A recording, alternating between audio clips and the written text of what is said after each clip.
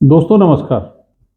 हमारे जननायक के भाग 17 में 17वीं लोकसभा के आम चुनाव जो 2019 में संपन्न हुए अप्रैल और मई के महीने, उसमें उत्तराखंड के जो 5 लोकसभा क्षेत्र हैं उनसे उत्तराखंड की जनता ने जिन लोगों को अपना सांसद चुन करके भेजा और जिन लोगों ने चुनाव मैदान में भाग लिया उनको किस तरह से मतदान जनता ने किया उसके बारे में जानकारी देते हुए मैं आपको ये बता दूं कि 2019 के लोकसभा चुनाव में 5 लोकसभा सीट पर जो 17 राजनीतिक दल थे उन्होंने कुल अपने 35 प्रत्याशी चुनाव मैदान में उतारे और 17 निर्दलीय प्रत्याशियों ने इस चुनाव में प्रतिभाग किया। उत्तराखंड के सभी 5 लोकसभा क्षेत्र में जो 75,62,830 मतदाता थे, जिसमें से 48,42,925 मतदाताओं ने वोट दिया और इस प्रकार से पूरे प्रदेश में कुल जो मतदान था वो 64% का मतदान हुआ। भारतीय जनता पार्टी और कांग्रेस ने सभी 5 लोकसभा सीटों पर अपने प्रत्याशी लड़ाए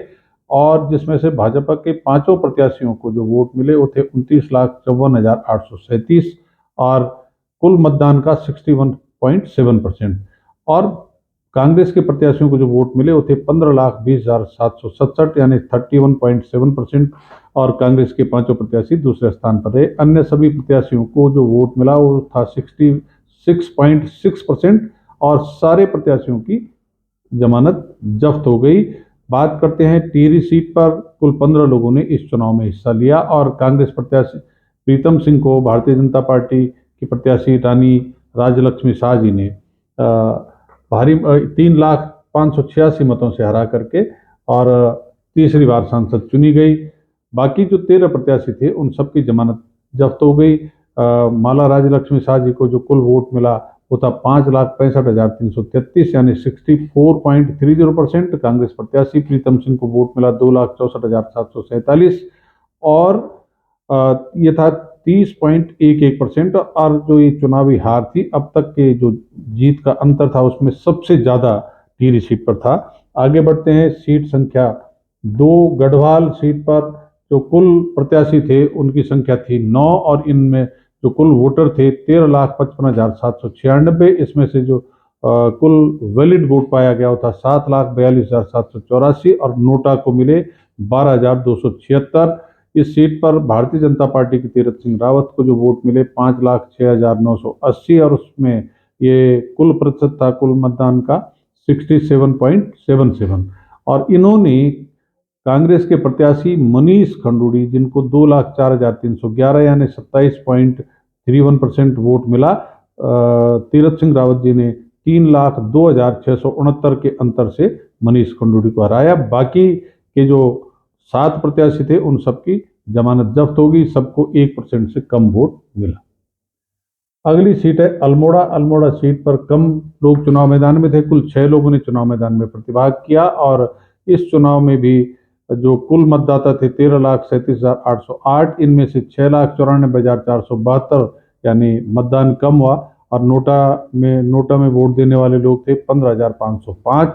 अजय टमटा जो भारतीय जनता पार्टी के प्रत्याशी थे उनको मिले 4,44,651 यानी 63.53% और कांग्रेस के प्रत्याशी प्रदीप टमटा को मिले 2,11,665 यानी 30.24%।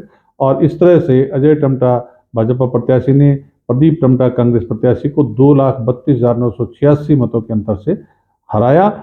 बाकी के जो 4 प्रत्याशी थे उन सब की जमानत जब्त हो गई और 1% से कम वोट, नोटा से कम वोट सबको मिला। सीट नंबर 4 नैनीताल उधम सिंह नगर, इस पर भी कुल 7 लोगों ने चुनाव में प्रतिभाग किया। कुल मतदाता थे 18,28,433 और टोटल जो वैलिड वोट पाया गया 12,58,580। नोटा को मिले 10,608 और भारतीय जनता पार्टी के प्रत्याशी अजय भट्ट जी को मिले 7,72,195 यानी 61.23% और कांग्रेस के प्रत्याशी हरीश रावत जी को मिले 4,33,099 यानी 34.34%। और इस तरह से जो हार जीत का अंतर था वो था 3,39,096। बाकी जो प्रत्याशी चुनाव मैदान में थे उन सबको बीएसपी प्रत्याशी को छोड़कर बाकी 1% से कम वोट मिले और इनकी सबकी जमानत 5 प्रत्याशियों की जमानत जब्त हो गई। 5वीं सीट है हरिद्वार लोकसभा क्षेत्र। यहाँ पर कुल जो मतदाता थे 18,40,738 और कुल जो मतदान हुआ 12,71,030। नोटा को मिले 6,281। भारतीय जनता पार्टी के डॉक्टर रमेश पोखरियाल निशंक, इनको मिला 6,65,674 यानी 52.27%। और इन्होंने कांग्रेस के प्रत्याशी अमरीश कुमार, जिनको 4,06,945 यानी 31.95% वोट मिला, 2,58,729 मतों के अंतर से डॉक्टर रमेश पोखरियाल निशंक जी ने जीत हासिल की। इसके अलावा बाकी सारे प्रत्याशियों की जमानत जब्त हो गई। केवल बीएसपी के अंतरिक्ष सैनिक को 13.62% वोट पड़े और बाकी सबको 1% से कम वोट मिला। तो ये देश की अब तक के लोकसभा के चुनाव के जो आखिरी चुनाव था 2019 का, उसमें उत्तराखंड से जो चुनाव मैदान में भागीदारी करने वाले लोग थे, उनके चुनाव परिणाम का लेखा जोखा मैंने आपके सामने प्रस्तुत किया। आपको अगर ये पसंद आया हो तो चैनल को सब्सक्राइब करने के साथ इसको लाइक और शेयर जरूर करेंगे।